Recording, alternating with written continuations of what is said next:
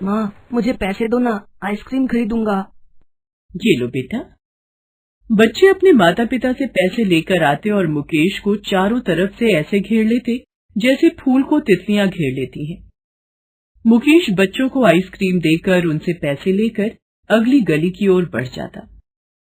मुकेश आवाज लगाता है, आइसक्रीम वाले, आइसक्रीम वाले।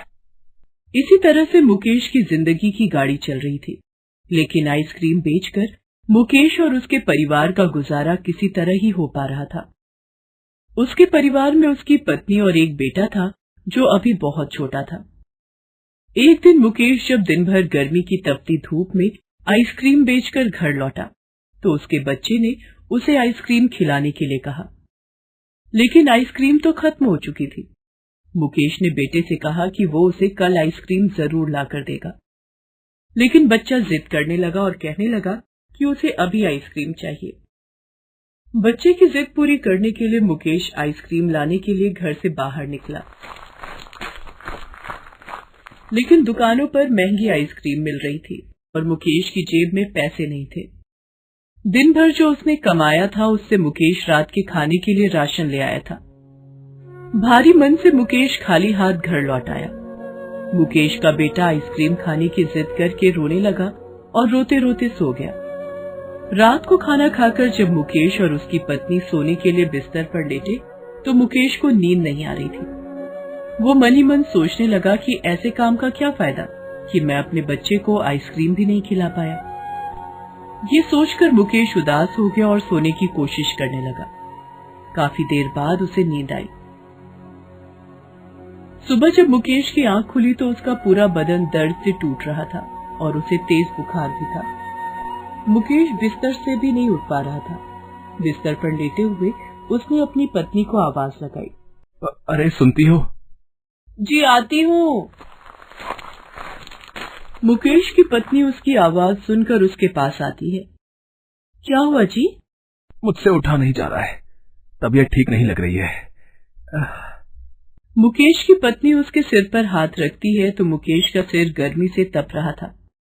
वो मुकेश से कहती है, अरे आपको तो बहुत तेज बुखार है, लगता है आपको लू लग गई है।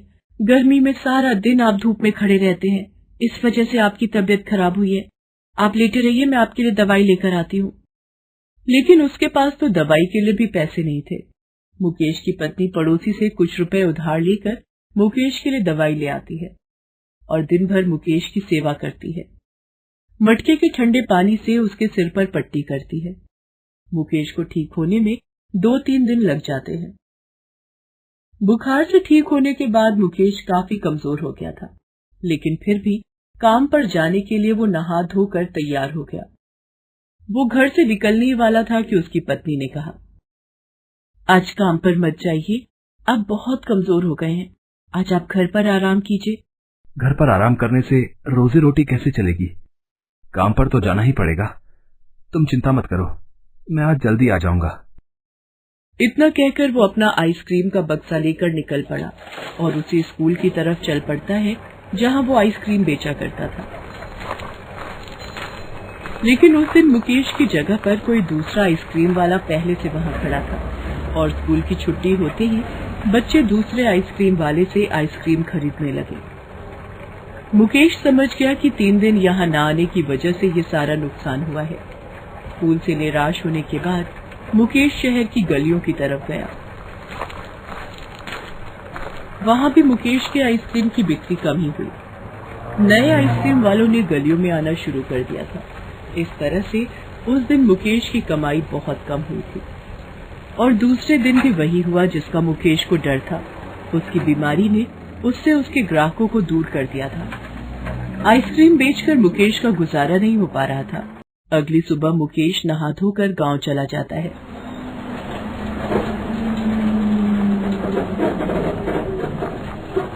कुछ घंटों के सफर के बाद मुकेश गांव पहुंचता है और अपने चचेरे भाई से सारी बात बताता है और मुकेश के चचेरे भाई ने उसकी मदद के लिए उसे 10,000 रुपए दिए। पैसे लेकर खुशी खुशी मुकेश गांव से वापस घर लौट आता है। घर आकर मुकेश ने वो पैसे अपनी पत्नी को दे दिए। मुकेश की पत्नी ने अगले दिन से ही आइसक्रीम बनाने का काम शुरू कर दिया। दोनों पति पत्नी ने एक सेकेंड हैंड फ्रिज और आइसक्रीम बनाने का सामान खरीदा और फिर मुकेश की पत्नी ने आइसक्रीम बनाने का काम शुरू कर दिया। मुकेश की पत्नी रोज आइसक्रीम बनाती, उसे फ्रिज में जमाती। मुकेश की पत्नी ने सोचा क्यों न इस गाय के दूध से आइसक्रीम बनाई जाए, और मुकेश की पत्नी ने उस गाय का दूध निकाला और उसकी आइसक्रीम बनाई। शाम को जब मुकेश घर आया तो उसकी पत्नी ने उसे सारी बात बताई। मुकेश ये सोचकर बहुत खुश हुआ कि अब दूध नहीं खरीदना पड़ेगा। अब तो वो गाय रोज मुकेश के घर आती। मुकेश की पत्नी उसे रोज रोटी खिलाती और उसका दूध निकालती। उस गाय के दूध की आइसक्रीम भी बहुत स्वादिष्ट बनने लगी थी, जिससे मुकेश के आइसक्रीम की डिमांड बढ़ गई। उसके पास आइसक्रीम खरीदने के लिए अब पहले से भी ज्यादा बच्चे और बड़े आते थे। मुकेश की आइसक्रीम ने सब पर जादू कर दिया था। आइसक्रीम की डिमांड बढ़ने से अब आइसक्रीम बनाने का काम ज्यादा होने लगा था, जिसके लिए ज्यादा दूध की जरूरत पड़ने लगी। लेकिन उसके लिए भी मुकेश और उसकी पत्नी को कहीं जाने की जरूरत नहीं पड़ी। उस गाय ने अब पहले से भी ज्यादा दूध देना शुरू कर दिया। मुकेश और उसकी पत्नी ने उस गाय को भगवान का वरदान मानकर उसे अपने घर में रख लिया, और भगवान के आशीर्वाद और उस गाय के चमत्कार से मुकेश की कमाई भी बढ़ने लगी थी। उसके आइसक्रीम के बक्से के आसपास पहले से भी ज्यादा लोगों की भीड़ लगी रहती। धीरे धीरे मुकेश ने पैसे जोड़कर अपने चचेरे भाई से जो पैसा उधार लिया था वो पैसे भी वापस कर दिए और लोन लेकर अपना एक आइसक्रीम पार्लर खोल लिया। मुकेश का आइसक्रीम पार्लर भी अच्छा चलने लगा था। उसके आइसक्रीम की चर्चा पूरे शहर में होने लगी और लोग दूर दूर से मुकेश की दुकान की आइसक्रीम खाने के लिए आते। आइसक्रीम खाने के लिए उसके आइसक्रीम पार्लर के बाहर गाड़ियों की लंबी लाइन लगी रहती, जैसे उसकी आइसक्रीम में कोई जादू हो जो लोगों को आइसक्रीम खाने पर मजबूर कर देता था। मुकेश और उसकी पत्नी उस गाय की दिन रात बहुत सेवा करते थे। वो जितनी उसकी सेवा करते वो उतना ज्यादा दूध देती, और इस तरह दोनों पति पत्नी की मेहनत और भगवान पर भरोसे ने उनके बुरे दिनों को अच्छे दिनों में बदल दिया था।